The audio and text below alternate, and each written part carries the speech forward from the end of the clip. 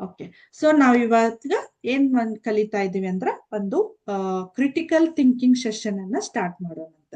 So critical thinking session ಅಂದ್ರೆ ನಿಮಗ್ last 2 class ನಿಂದ ನಾನು ಹೇಳ್ತಾ ಬರ್ತಾ ಇದ್ದೀನಿ. ಸೊ ಇದು ಯಾವುದೇ ಒಂದು ಏನಂದ್ರ ನಿಮ್ಮ ಸಬ್ಜೆಕ್ಟ್ ಗೆ ರಿಲೇಟೆಡ್ ಇಲ್ಲ. ಸೊ ಹಂಗೆ ನೀವು ನಿಮ್ಮ ಒಂದು ತಲೆಗೆ ಒಂದು ಕೆಲಸವನ್ನ ಕೊಟ್ಟು ಈ ಕ್ವಶನ್ ಗೆ ಆನ್ಸರ್ ಅನ್ನ ಕೊಡ್ಬೇಕು. ಹೌದಾ? ಸೊ ಹಾಗಾದ್ರೆ ಸ್ಟಾರ್ಟ್ ಮಾಡೋಣ ನಮ್ಮ ಕ್ರಿಟಿಕಲ್ ಥಿಂಕಿಂಗ್ ಸೆಷನ್ ಅನ್ನ. Okay okay. So first question ಏನಿದೆ ನೋಡೋಣ. ಒಂದು ಕೊಠಡಿಯಲ್ಲಿ 3 ವಿದ್ಯುತ್ ಸ್ವಿಚ್ಗಳಿವೆ. ಹೊರಗಿರುವ ನಿಮಗೆ ಯಾವ ಸ್ವಿಚ್ ಯಾವ ದೀಪಕ್ಕೆ ಸೇರಿದೆ ಎಂದು ತಿಳಿದಿಲ್ಲ. ನೀವು ಕೊಠಡಿ ಒಳಗೆ ಒಮ್ಮೆ ಮಾತ್ರ ಹೋಗಬಹುದು. ಪ್ರತಿಯೊಂದು ಸ್ವಿಚ್ ಯಾವ ದೀಪದ್ದು ಎಂದು ಖಚಿತವಾಗಿ ಕಂಡುಹಿಡಿಯುವುದು ಹೇಗೆ? ಹೌದಾ? ಅರ್ಥ ಆಯ್ತಾ ಕ್ವಶನ್? 3 ಸ್ವಿಚ್ಗಳಿವೆ ಹೊರದಾ.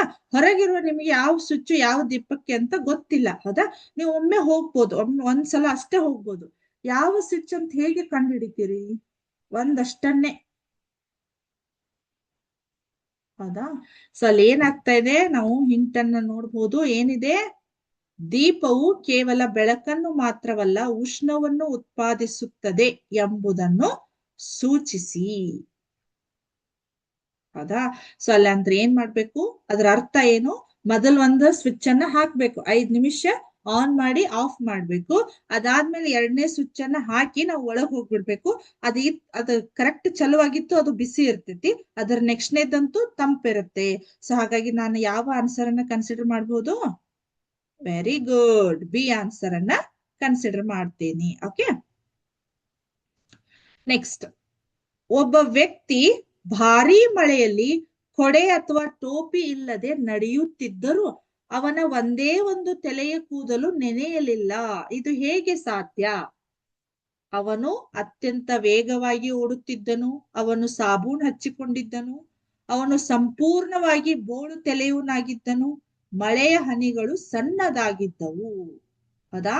ಒಬ್ಬ ವ್ಯಕ್ತಿ, ಕ್ವಶನ್ ಅರ್ಥ ಮಾಡ್ಕೊರಿ, ಬಹಳ ಜೋರ್ ಮಳೆಯಲ್ಲಿ ಅವ ಒಂದು ಕೊಡೆನೂ ಇಲ್ಲ ಟೋಪಿನೂ ಇಲ್ಲ, ಹಂಗೆ ನಡೀತಾ, ಆದ್ರೂ ಒಂದೊಂದು ಕೂದಲು ನೆನೆಯಕ್ಕೆ ಸಾಧ್ಯ ಇಲ್ಲ, ನೆನಿಲಿಲ್ಲ. ಹಾಗಾದ್ರೆ ಏನಿರ್ಬೋದು ಹೇಳ್ಬೋದಾ? ಒಂದ್ಸಲ ಸುಳಿವು ನೋಡೋಣ, ನಿಮ್ಗೆ ಐಡಿಯಾ ಬರುತ್ತೆ. ಕೂದಲು ನೆನೆಯಬೇಕೆಂದರೆ ತಲೆಯ ಮೇಲೆ ಏನಿರ್ಬೇಕು? ಹೌದಾ? ಕೂದ್ಲು ಇರ್ಲೇಬೇಕಲ್ಲ. ಹಾಗಾದ್ರೆ ಇದ್ರ ಅರ್ಥ ಏನು? ಅವನು ಸಂಪೂರ್ಣವಾಗಿ ಬೋಳು ತಲೆಯವನಾಗಿದ್ದಾನೆ.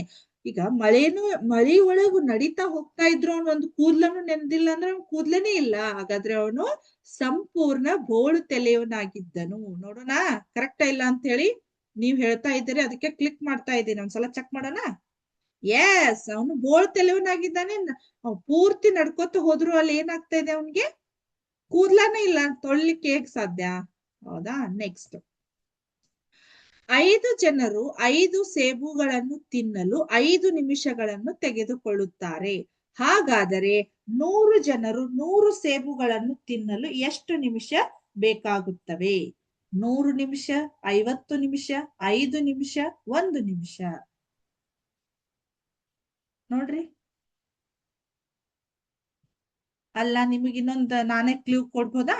5 ಜನರು 5 ಸೇಬುಗಳನ್ನು, ತಲಾ ಒಬ್ಬೊಬ್ರು 5-5 ನಿಮಿಷಕ್ಕೆ ಒಂದೊಂದು ಸೇಬು ಹಣ್ಣು ತಿಂತಾ ಇದ್ದಾರೆ. ಹಾಗಾದ್ರೆ 100 ಜನ ಎಷ್ಟು ತಿನ್ಬೋದು? ಅವರು ಕೂಡ 5 ಒಂದ್ ಸೇಬು ಹಣ್ಣು ತಿನ್ಲಿಕ್ಕೆ 5 ನಿಮಿಷನ ತಗೋತಾರೆ. ಹೌದಾ? ಏಕಕಾಲದಲ್ಲಿ ತಿಂತಾ ಇರ್ತಾರಲ್ಲ. ನೋಡೋಣ ಕರೆಕ್ಟಾ ಇಲ್ಲ ಅಂತ. Very good, correct. So next. ನನ್ನ ಬಳಿ ನಗರಗಳಿವೆ ಆದರೆ ಮನೆಗಳಿಲ್ಲ, ಕಾಡುಗಳಿವೆ ಆದರೆ ಮರಗಳಿಲ್ಲ, ನದಿಗಳಿವೆ ಆದರೆ ನೀರಿಲ್ಲ, ನಾನು ಯಾರು? ಇದು ಒಂಥರ ಒಗಟು ಟೈಪ್. ಹೌದಾ? ರೈಡಲ್ಸ್ ಅಂತ ಕರಿತೀವಲ್ಲ. ಸೊ ಏನಿರ್ಬೋದು ನೋಡ್ರಿ, ನನ್ನ ಬಳಿ. ಇದನ್ ಬಹಳ ಕಾಮನ್ ಆಗಿರುವಂತ ಪ್ರಶ್ನೆ ಅಂತ ಅನ್ಕೋತೀನಿ ನಾನು. ಹೌದಾ? ನನ್ನ ಬಳಿ ನಗರಗಳಿವೆ ಆದರೆ ಮನೆಗಳಿಲ್ಲ, ಕಾಡುಗಳಿವೆ ಮರಗಳಿಲ್ಲ, ನದಿಗಳಿವೆ ಆದರೆ ನೀರಿಲ್ಲ, ನಾನು ಯಾರು? ಕನಸು, ನಕ್ಷೆ, ಪುಸ್ತಕ, ಕನ್ನಡಿ? ಯಾವುದು? ಎಕ್ಸಾಕ್ಟ್ಲಿ, ಮ್ಯಾಪ್ ಅಂತ ಹೇಳ್ತಾ ಇದ್ದಾರೆ. ಆಮೇಲೆ ಪುಸ್ತಕ ಅಂತ ಹೇಳ್ತಾ ಇದ್ದಾರೆ. ನೋಡೋಣ, ಮ್ಯಾಪ್ ಅಂತ ಕ್ಲಿಕ್ ಮಾಡ್ಲಿ. ಕರೆಕ್ಟ್, ಮ್ಯಾಪ್ ನಲ್ಲಿ ಎಲ್ಲವೂ ಇರ್ತೈತಲ್ಲ ಅಲ್ಲಿ. ಒಂದಿಷ್ಟು ಸ್ಟೂಡೆಂಟ್ಸ್ ನಮ್ಗಿದು ಹೊಳದೇ ಇಲ್ಲಲ್ಲ ಅಂತ ಅನ್ಕೋತಿರ್ಬೋದು ಇವಾಗ. ಓಕೆ, ಸೊ ಒಂದು ಬುಟ್ಟಿಯಲ್ಲಿ 6 ಸೇಬುಗಳಿವೆ. 6 ಜನರಿಗೆ ತಲಾ ಒಂದರಂತೆ ಹಂಚಿದ ಮೇಲೆಯೂ ಬುಟ್ಟಿಯಲ್ಲಿ ಒಂದು ಸೇಬು ಉಳಿಯುತ್ತದೆ. ಇದು ಹೇಗೆ ಸಾಧ್ಯ? ಹೌದಾ, 6 ಜನಕ್ಕೆ 6 ಸೇಬುಗಳಿವೆ, 6 ಜನಕ್ಕೆ ಒಂದೊಂದೊಂದ್ರ ಕೊಟ್ಬಿಟ್ಟಾರೆ. ಕೊಟ್ರು ಒಂದ್ ಬುಟ್ಟಿಯಲ್ಲಿ ಉಳಿದಿದೆ, ಹೇಗಿರ್ಬೋದು? ಒಬ್ಬ ವ್ಯಕ್ತಿ ಸೇಬು ಬೇಡ ಎಂದು ನಿರಾಕರಿಸಿದನು. ಕೊನೆಯ ವ್ಯಕ್ತಿಗೆ ಬುಟ್ಟಿಯೊಂದಿಗೆ ಸೇಬು ನೀಡಲಾಯಿತು. ಒಂದು ಸೇಬು ಹೆಚ್ಚುವರಿಯಾಗಿ ಬಿದ್ದಿತ್ತು. ಸೇಬುಗಳನ್ನು ಅರ್ಧ ಮಾಡಿ ಹಂಚಲಾಯಿತು. ಇದು ಹೇಗೆ ಸಾಧ್ಯ ಅಂದ್ರ, ಆ ಕೊನೆ ವ್ಯಕ್ತಿ ಮೇ ಬಿ ಬುಟ್ಟಿನೂ ಕೂಡ ಅವರು ಕೊಟ್ಟಿರ್ಬೋದು ನನ್ನ ಪ್ರಕಾರ. ನಿಮ್ ಪ್ರಕಾರ ಏನಿರ್ಬೋದು? ಕರೆಕ್ಟ್, ನೋಡೋಣ. ಒಬ್ಬ ಕೊನೆಯ ವ್ಯಕ್ತಿಗೆ ಅವರು ಬುಟ್ಟಿಯೊಂದಿಗೆನ ಸೇಬು ಕೊಟ್ಬಿಟ್ಟಿದಾರ. ಅಂದಲ್ಲಿ ಅದೇನಾಗ್ತಾ ಇದೆ, 6 ಜನಕ್ಕೆ ಅದ್ರ ಜೊತೆಗೆ ಅದು ಇದಾಗ್ತಾ ಇದೆ. ಕರೆಕ್ಟಾ? ಸೊ ನೆಕ್ಸ್ಟ್, ನಿಮ್ಮ ಬಳಿ 8 ಒಂದೇ ರೀತಿಯ ನಾಣ್ಯಗಳಿವೆ. ಅವುಗಳಲ್ಲಿ ಒಂದು ನಾಣ್ಯ ಮಾತ್ರ ಹಗುರವಾಗಿದೆ. ತೂಕದ ಯಂತ್ರವನ್ನು ಕೇವಲ 2 ಬಾರಿ ಬಳಸಿ ಹಗುರವಾದ ನಾಣ್ಯವನ್ನು ಹೇಗೆ ಪತ್ತೆ ಹಚ್ಚುವಿರಿ? ಹೇಗೆ ಪತ್ತೆ ಹಚ್ಚುವಿರಿ? ಹೌದಾ, ಸೊ ಒಂದ್ಸಲ ಸುಳಿವನ್ನ ನೋಡೋಣ. ಯಾವ್ದಿರ್ಬೇಕು? ನಾಣ್ಯಗಳನ್ನು 3 ಗುಂಪುಗಳಾಗಿ ವಿಂಗಡಿಸುವ ಮೂಲಕ ಆಲೋಚಿಸಿ. ಅಂದ್ರೆ ಏನ್ ಹೇಳ್ತಾ ಇದ್ರು? 3 ಗುಂಪುಗಳನ್ನ, 3 2 ನಾಣ್ಯಗಳನ್ನ ಗುಂಪು ಮಾಡಿ ತೂಗುವುದು. ಹೌದಾ, ಸೊ ಇದನ್ನ ಈ ರೀತಿ ಮಾಡಿದಾಗ ನಮ್ಗೆ ಏನಾಗ್ಬೋದು? ಆ ಒಂದು ಹಗುರವಾದ ನಾಣ್ಯವನ್ನ ನಾವು ಪತ್ತೆ ಹಚ್ಚಬಹುದು. ನೋಡೋಣ. S, correct. ನೆಕ್ಸ್ಟ್, ಇಂಗ್ಲಿಷ್ ಪದಗಳ ಆಧಾರದ ಮೇಲೆ 1 = 3 ಅಂದ್ರೆ ಆ ಸ್ಪೆಲ್ಲಿಂಗ್ ಅನ್ನ ಕನ್ಸಿಡರ್ ಮಾಡ್ರಿ ನೀವು. ಕರೆಕ್ಟಾ? 1 = 3, ONE 1, 1 2 3 ಲೆಟರ್ಸ್ ಗಳಿದಾವೆ. ಹೌದಾ? 2 = 3 ಅಂದ್ರೆ 2 ಅಂದ್ರೆ TWO 3 ಅಕ್ಷರಗಳಿದಾವು. ಅದೇ 3 ಅಂದ್ರೆ 5 ಅಕ್ಷರಗಳಿದಾವು. 4 ಅಂದ್ರೆ 4 ಅಕ್ಷರಗಳಿದಾವು. 5 ಅಂದ್ರೆ 4 ಅಂದ್ರೆ 4 ಅಕ್ಷರಗಳಿವೆ. ಹಾಗಾದ್ರೆ 6 ನಾ ಎಷ್ಟನ್ನ? ಬಹಳ ಈಸಿ ಕ್ವಶನ್ ಇದೆಲ್ಲ. 6ರ ಸ್ಪೆಲ್ಲಿಂಗ್ ಅದನ್ನ ಇಂಗ್ಲಿಷ್ ನೊಳಗೆ ಏನಂತೀವಿ? 6ಕ್ಕೆ ವೆರಿ ಗುಡ್, 6 ಅಂತ ಕರಿತೀವಿ. ಹಾಗಾದ್ರೆ 6, SIX 6 ಸ್ಪೆಲ್ಲಿಂಗ್ ಅಂದ್ರೆ 3 ಇದಾವ. ಹಾಗಾದ್ರೆ ಆನ್ಸರ್ ಏನಾಗತ್ ನನ್ಗೆ? ವೆರಿ ಗುಡ್, ಇದು ಬಹಳ easy question.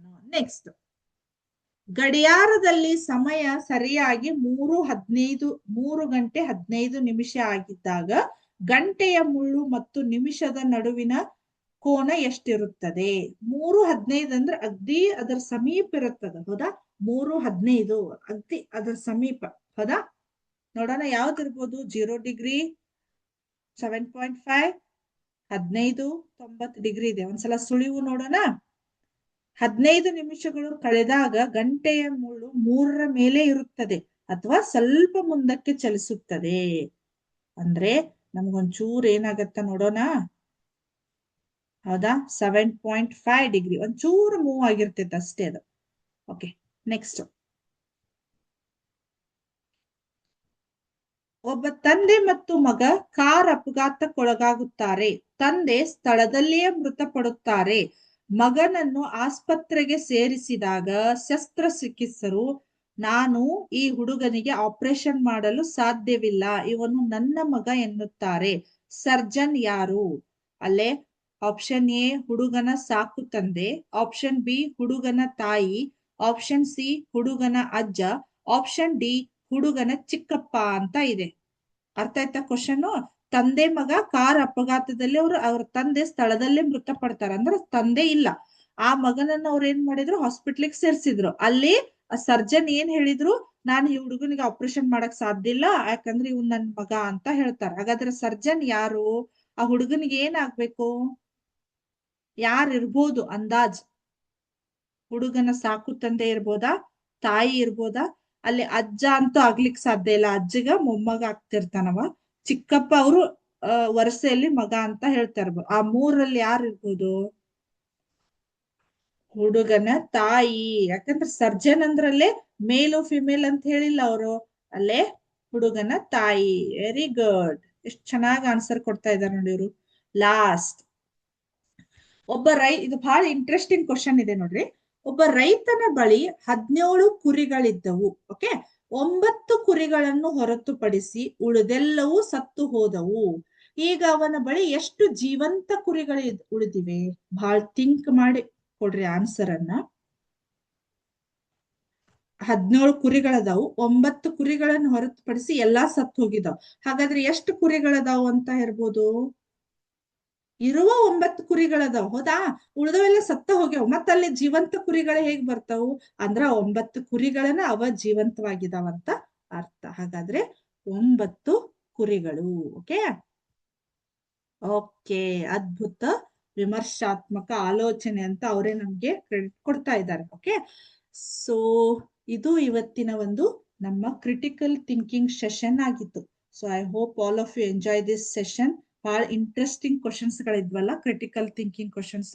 So next class ನಲ್ಲಿ ಅಂದ್ರೆ ನೆಕ್ಸ್ಟ್ ವೀಕು ಇದೇ ರೀತಿ ನಾವು ಹೊಸ ಹೊಸ ಒಂದು ವಿಮರ್ಶಾತ್ಮಕ ಚಿಂತನೆಗಳ ಮುಖಾಂತರ ಭೇಟಿಯಾಗೋಣ. ಬಟ್ ನೆಕ್ಸ್ಟ್ ಮಂತ್ ಏನಿದೆ? ವೆರಿ ಗುಡ್, ಇಂಡಿಪೆಂಡೆನ್ಸ್ ಡೇ ಇದೆ ಅಲ್ಲ, August 15th. ಓಕೆ, ಸೊ ಅದೆಲ್ಲ ಮುಗಿಸ್ಕೊಂಡು ನಮ್ಮ ಕ್ಲಾಸ್ ಅನ್ನ ನೋಡೋಣಂತ. ಸೊ ಇಲ್ಲಿವರೆಗೂ ಈ ಕ್ಲಾಸ್ ನಿಮ್ಗೆ ಇಂಟ್ರೆಸ್ಟ್ ಆಗಿ ಇತ್ತು ಅಂತ ಅನ್ಕೊಂಡು ಈ ಕ್ಲಾಸ್ ಅನ್ನ ಇಲ್ಲಿಗೆ ಮುಗಿಸ್ತಾ ಇದ್ದೀನಿ. Thank you. ಜೈ ಹಿಂದ್, ಜೈ ಕರ್ನಾಟಕ ಮಾತೆ, ಜೈ Vidyashakti. Thank you once again students. Thank you.